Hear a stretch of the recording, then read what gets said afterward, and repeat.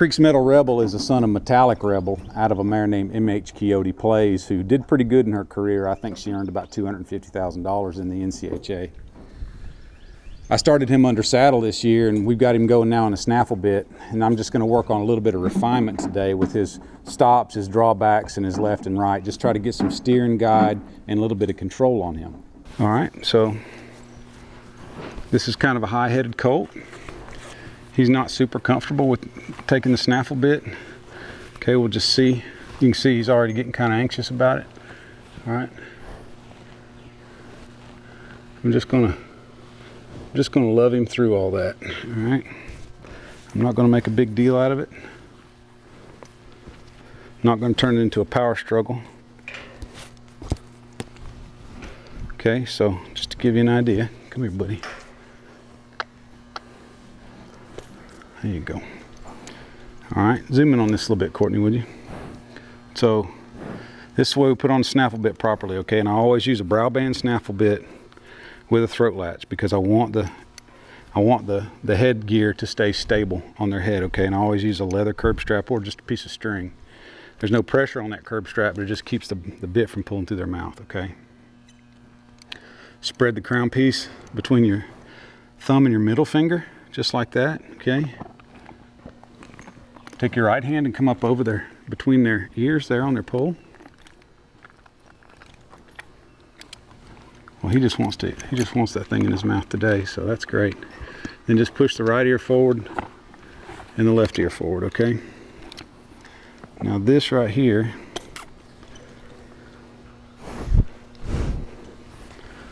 is this is a tongue string. I don't know if y'all have ever heard of that or not. Okay, I just got it looped around my snaffle bit. All right, and all I do is I put it in their mouth, okay, so that it kind of grabs hold of that snaffle bit, and you can come up here to their forelock. And what this does is this keeps them from putting their tongue over the snaffle bit. All right, and this is straight from Ray Hunt. Colt starting video right here. Some old school cowboy stuff. Just take several wraps around their forelock right here. Okay. And then throw your miller's knot in there, which is basically just thread it back through the last wrap and then pull it all down tight. Okay. And so that just allows them to be comfortable with that snaffle bit in their mouth and keep their tongue under it. That's a pretty useful trick right there. All right, so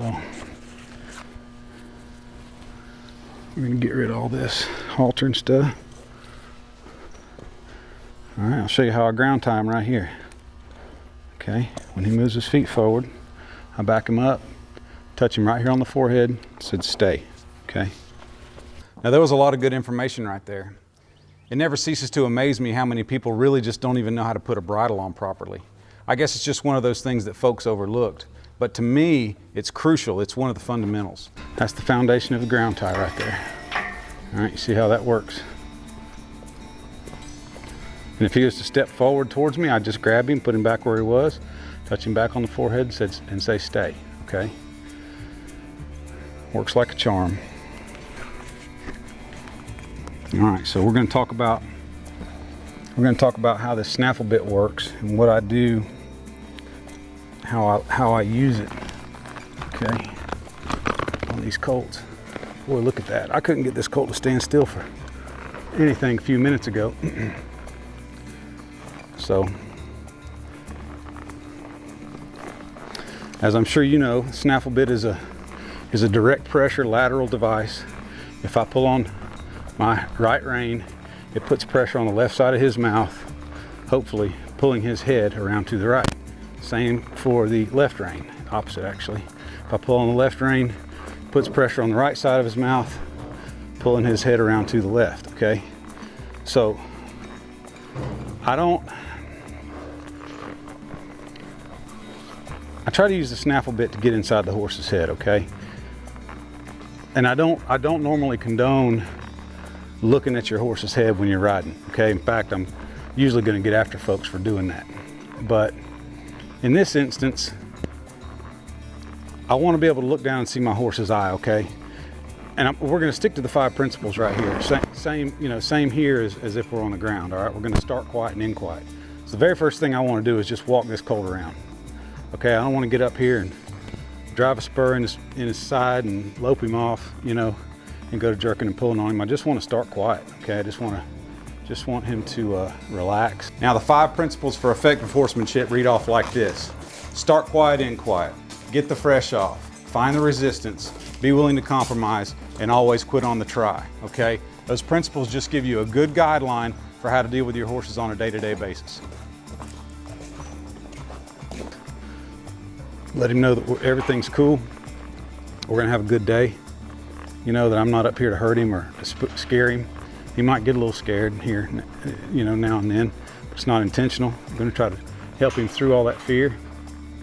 But anyway, what I'm looking at when I'm looking at their head is I'm looking at their eye. All right.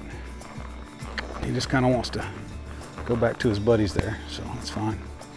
But as I pull on this left rein, I want to watch his eye, and when it blinks, okay, I know that every time he blinks, he looks the other direction. Okay, and so that's when I release the pressure.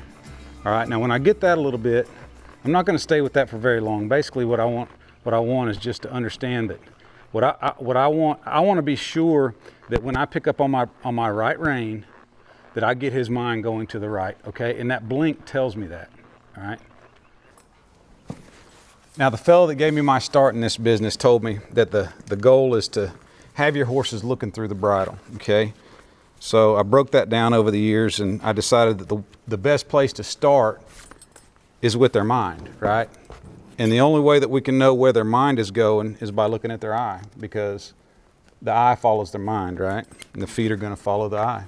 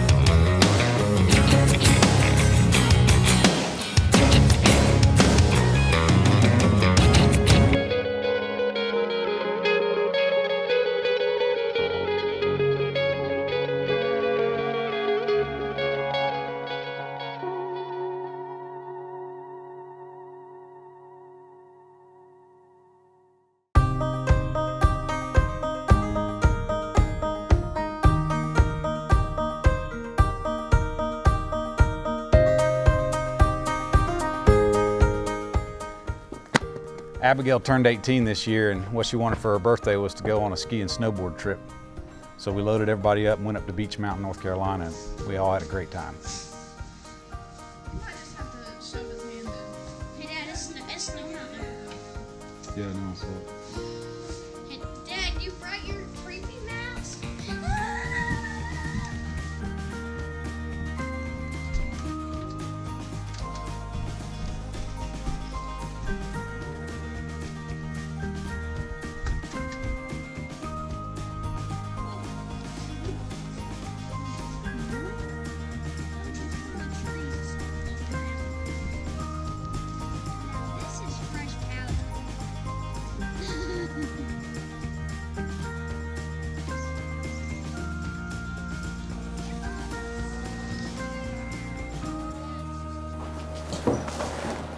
We all had a great time on the mountain skiing and snowboarding, but I think we had just as much fun playing in the yard. Oh, that was a good soft landing, wasn't it?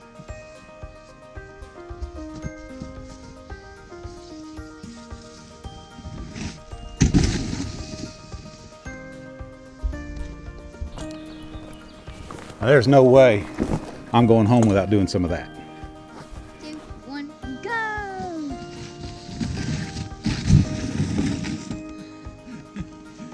You can't really control it once you get in the air, can you?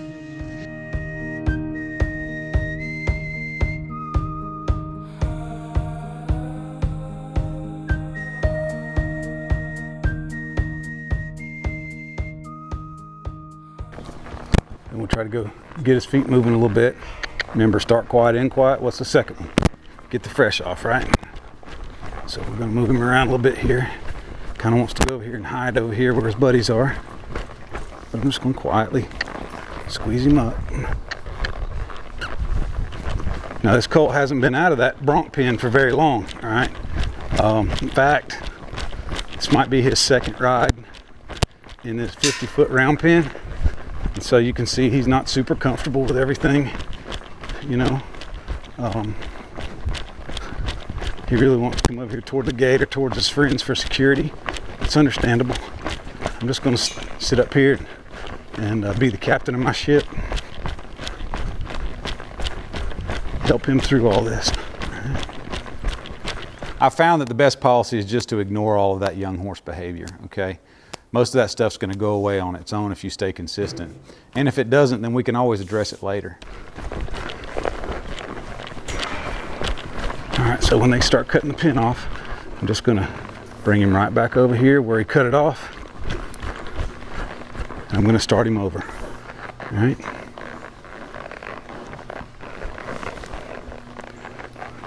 Courtney's there behind the camera and he's kind of spooking at her, so I'm not going to make a big deal out of that. But that's just a helpful little nugget there. If you got a horse right there where he wants to cut the pin off, bring him right back, start him over, make him start over, okay? And say, no, we're not cutting the pin off. We've got to stay out here to the outside. And it only takes a few times before they get over that cutting the pin off deal. Okay, so when we're going around here, I try to treat this pen like an octagon, okay? Which is what it is. It's a series of 10-foot panels. But I don't want to come in here and just try to hold them in a circle and ask their body to bend and say, okay, we're in a circle, because we're not in a circle. I want him to go straight, turn, go straight, turn, go straight, turn, go straight. Okay, I want him to follow my feel, all right? And I'm going to look ahead at where I'm going, okay? And I'm going to take him there, all right? I'm not going to watch his head.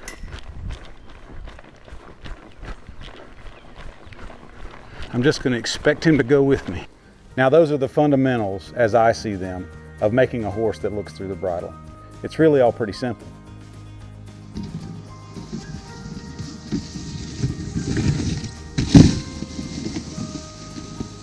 That was a good one, huh? Yeah. Caroline, what are you making?